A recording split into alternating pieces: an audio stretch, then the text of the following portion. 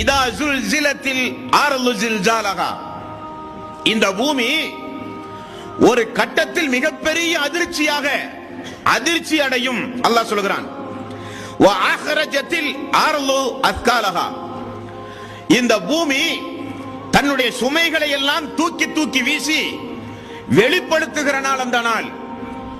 வ காலல் இன்சானு மாலஹா, அந்த நாளில் மனிதன் இந்த பூமிக்கு என்னானது, ஏன் இப்படி அதிர்ச்சி ஆகிறது?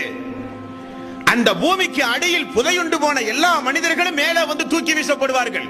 இந்த பூமிக்கு என்னானது என்று மனிதன் கேட்பான். பூமி பேசுகிறது, யௌமைதின் துஹத்திசு அக்பாரஹா, அது தன்னுடைய செய்தியை அறிவிக்கும் இறைவனுடைய கட்டளையின்படி பூமி பேசும் என்று அல்லாஹ் சொல்லுகிறான். அப்படிப்பட்ட அந்த பூமிக்கு அடியில் கொண்டு போய் புதைக்கின்ற வாழ்வுதான் கபருடைய வாழ்வு என்று இஸ்லாம் சொல்லுகிறது.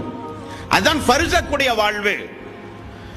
மனிதன் இந்த உலகத்தில் விடை பெற்று மரணித்து விட்டான் என்றால் அவனுக்கு அல்லாஹ்வின் புறத்திலே ஒரு வாழ் உண்டு. மறுமை நாளுக்கு முன்னதாக இயற்கையாக மரணித்து பூமிக்கடியில் தோண்டி புதைக்கக்கூடிய மனிதனாக இருந்தாலும் சரி, எரித்து சாம்பலாகி அதை கொண்டு போய் குளங்கள் குட்டைகளிலே கொண்டு போய் கரைத்தாலும் சரி, வானத்திலே பயணம் செய்யும் பொழுது உடல்கள் எல்லாம் வெடித்து சிதறி ஒரு மனிதன் மரணித்தாலும் சரி, அல்லது மிகப்பெரிய மலைகளில் உருண்டு விழுந்து விலங்குகளுக்கெல்லாம் இரையாய் ஒரு மனிதன் மரணித்தாலும் சரி, அல்லது கடல் பயணங்கள் செய்து கடலில் வாழ்கிற உயிரினங்களுக்கெல்லாம் இரையாகி ஒரு மனிதன் மரணித்தாலும் சரி, யாராக இருந்தாலும் அவர்களுக்கு ஒரு திரைமறைவு வாழ்வு உண்டு என்று இஸ்லாம் சொல்லுகிறது.